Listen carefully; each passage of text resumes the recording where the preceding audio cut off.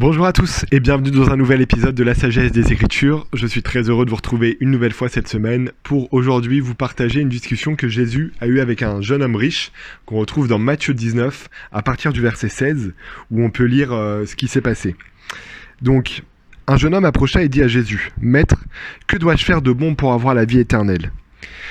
Il lui répondit : « Pourquoi m'interroges-tu sur ce qui est bon ? Un seul est le bon. Si tu veux entrer dans la vie, observe les commandements. » « Lesquels ? lui dit-il. Et Jésus répondit : « Tu ne tueras point, tu ne commettras point d'adultère, tu ne déroberas point, tu ne diras point de faux témoignages, honore ton père et ta mère, et tu aimeras ton prochain comme toi-même. » Le jeune homme lui dit : « J'ai observé toutes ces choses, que me manque-t-il encore ?» Jésus lui dit : « Si tu veux être parfait, va, vends ce que tu possèdes, donne-le aux pauvres, et tu auras un trésor dans le ciel. Puis, viens et suis-moi. » Après avoir entendu ces paroles, le jeune homme s'en alla tout triste, car il avait de grands biens. Alors, j'aime beaucoup cette discussion parce que je trouve qu'elle répond à une question qu'on se pose souvent. Est-ce que mener une vie juste, est-ce suffisant ? Quelque chose que j'entends régulièrement, c'est « Ah, Dieu c'est bien, mais moi j'ai pas besoin d'église pour mener une vie juste, j'ai pas besoin de foi pour mener une vie juste, je fais déjà les choses de bonne. » Et en fait, dans cette discussion que Jésus a eu avec ce jeune homme riche, on voit bien que mener une vie juste, ce n'est pas du tout suffisant. Ou en tout cas, ce n'est pas du tout suffisant pour avoir la vie éternelle. Ce qui est intéressant, c'est que dans la liste des commandements que Jésus donne au jeune homme riche, il aurait pu citer les 10 commandements, mais en fait, il va pas citer les 10 commandements, il va juste citer certains des 10 commandements. Et en fait, à chaque fois, il n'y a aucun des commandements qui concerne la religion dans la liste que Jésus lui a citée. Il aurait pu lui dire aime Dieu de tout ton cœur, mais il lui a pas dit ça. Il lui a dit tu ne tueras point, tu ne déroberas point, tu commets pas d'adultère et aime ton prochain comme toi-même. Donc sois gentil avec les autres. En gros, c'est tout ce que la loi civile nous demande de faire en fait, de respecter la loi humaine. Mais le jeune homme, il se doutait que c'était sûrement pas suffisant. Et qu'il s'était bien rendu compte que Jésus n'avait pas donné tous les commandements. Et voilà. Et donc, quand Jésus lui explique tous les commandements, il lui dit bien, voilà, vends tout ce que tu as, et en fait, engage-toi pleinement et viens et suis-moi. Et c'est que comme ça, c'est que en me suivant et grâce à moi que tu pourras devenir parfait.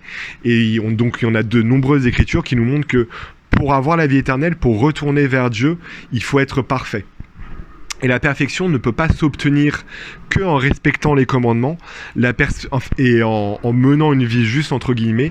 La perfection s'obtient à partir du moment où on a respecté tous les commandements et on s'est engagé pleinement à suivre Jésus-Christ. Et c'est parce qu'on a suivi Jésus-Christ en étant totalement consacré et grâce à son expiation qu'on peut obtenir cette perfection et espérer un jour pouvoir retourner voir notre Père Céleste.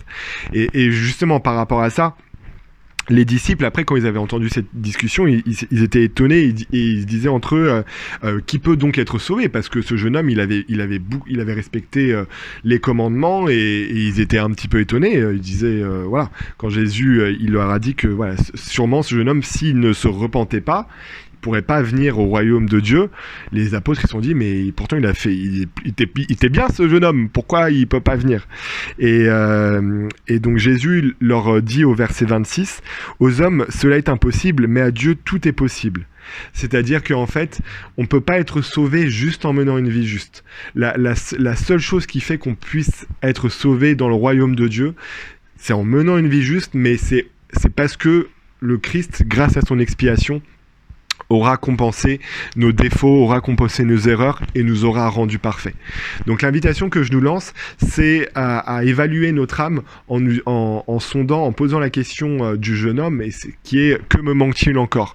Qu'est-ce que je dois faire pour délaisser les choses de ce monde et pas seulement mener une vie juste, ce qui est déjà très bien, mais ce qui n'est pas suffisant du tout pour pouvoir espérer avoir la vie éternelle. Mais voilà, qu'est-ce qu'on doit faire, qu'est-ce qu'on doit délaisser pour mieux suivre Jésus-Christ.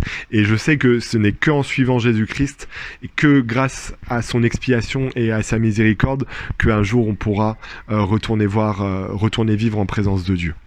Voilà, donc j'espère que cette petite pensée vous a plu. N'hésitez pas à la partager avec les gens qui sont autour de vous.